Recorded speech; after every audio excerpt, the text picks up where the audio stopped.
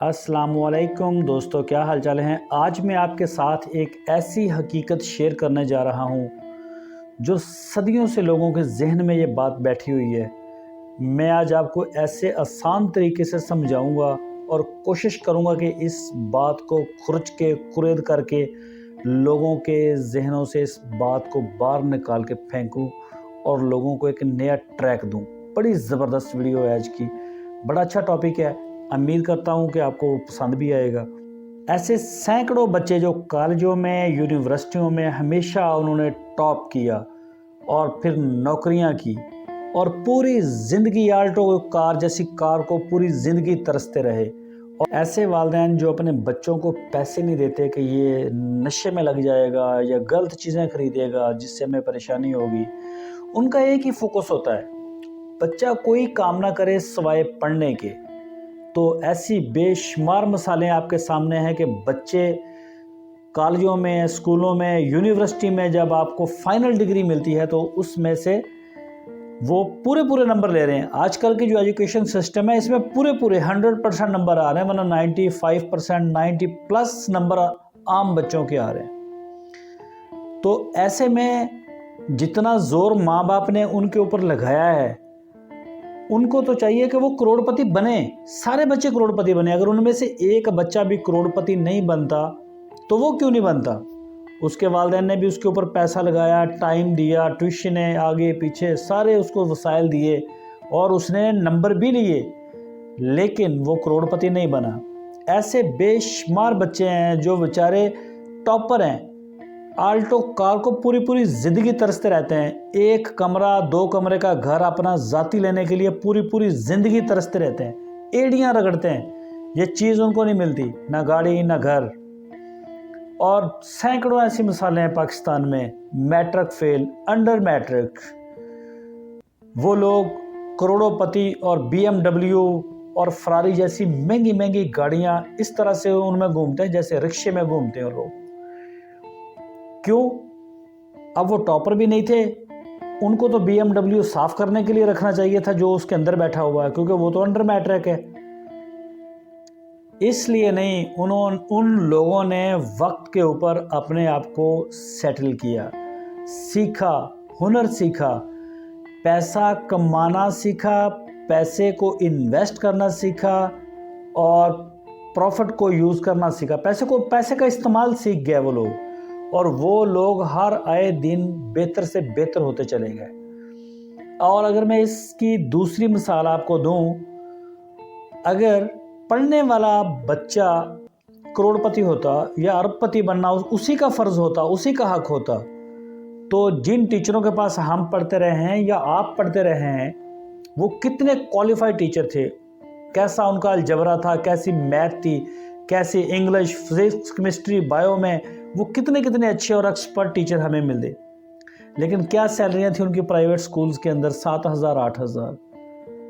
और मेरे एक टीचर थे जो हमें फिजिक्स और मैथ पढ़ाते थे जब मैं मैट्रिक क्लास में पढ़ता था, तो मेरी पर्सनली उनसे काफ़ी अंडरस्टैंडिंग भी थी। मैंने उनसे ये इसी टॉपिक के ऊपर बात मैंने तब भी की। मैंने कहा, सर आप हमें जो इतना टाइम भी देते हैं और क्या सैलरी आपको मिलती है? तो उन्होंने बताया था 6 या 7,000। ये काफ़ी पुरानी बात है। तो मैंने कहा, तो आप अच्छी जॉब क्यों नहीं करते? आप पढ़े लिखे हैं तो आप अच्छी जॉब क्यों नहीं करते? तो वो कह रहे थे, मैंने बड़ी कोशिश की है, मुझे अच्छी जॉब भी नहीं मिलती, कारोबार किया नहीं उन्होंने, और आज भी वो मुझे मिलते हैं। अभी रिसेंटली कुछ दिन पहले वो मुझे बैंक में मिले जब मैं बैंक में गया हुआ था। मैं मेरी तो अपनी कंपनी है अल्हम्दुलिल्लाह, अपना काम कारोबार है अपना, मैं उसी हवाले से गया था अपनी किसी चीज़ के लिए। तो वो मुझे वहाँ पे आए, वो लोन लेने के लिए आए हुए थे, और वो आप उनका अगर मेरिट चेक करें, वो जिस दौर में पढ़े थे तो उनका बड़े हाईएस्ट मेरिट के अंदर थे और एक बड़े अच्छे स्कूल में पढ़ा रहे हैं। लेकिन आजकल तो उनकी 15,000 रुपये सैलरी, शायद 15-18,000 रुपये वो सैलरी ले रहे हैं। तो ये दलील बिल्कुल गलत है कि आपका बच्चा पढ़ लिख के टॉप करके वो करोड़पति बनेगा, और पूरी ज़िंदगी लग जाती है। 28 साल, 25 से 28 साल तक की एज लग जाती है। हम 3 साल का बच्चा स्कूलों में छोड़ देते हैं कि पढ़ो, वो पहले स्कूल जा रहा है, फिर आके ट्यूशन जा रहा है, फिर आके वो नाजरा पढ़ने के लिए जा रहा है। उसे ना खेलने की फुर्सत, ना किसी से बात करने की फुर्सत, ना किसी की बात सुनने की फुर्सत। वो मशीनें बनी हुई हैं, मशीनें। अपना ज़ाती दिमाग वो इस्तेमाल ही नहीं करते। बस वही जो किताब से पढ़ा, रटा रटाया, सुबह का फिक्र। छोटे छोटे बच्चे बेचारे सुबह रोते हुए जा रहे होते हैं। तो वो बड़े हो के क्या, मैंने ऐसे डॉक्टर भी देखे जो डॉक्टर भी बन गए, लेकिन आप डॉक्टरों के हाल भी आपके सामने। हर डॉक्टर जो है वो करोड़पति नहीं बनता।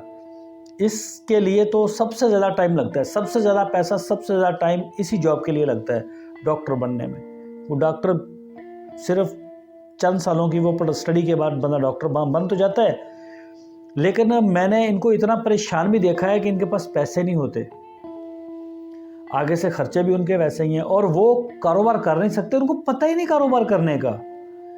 ऐसे ही है जैसे आपने एक शेर का बच्चा ले लिया, उसको आपने पाला, जवान किया, क्योंकि वो आपके पिंजरे में रहा, आप उसको अपने हाथ से गोश्त खिलाते रहे और वो जवान हो गया।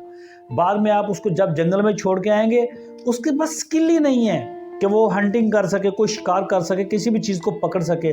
उसको पता ही नहीं, वो तो बिल्ली जैसा है, वो है तो शेर, उसको जंगली कुत्ते मार देंगे।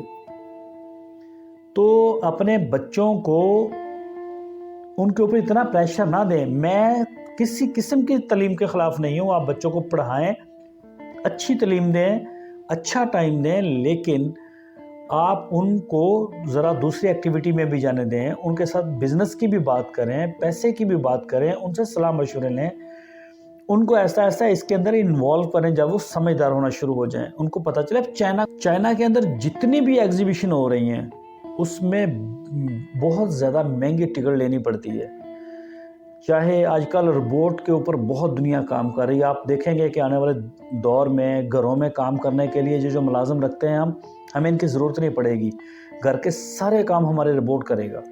सफाई, बर्तन, खाना बनाना, खाना सर्व करना, हमारे बाकी सारे काम करना, हमें हत्ता कि हमें कोट शोट पहनाने के लिए भी रोबोट ही काम करेगा।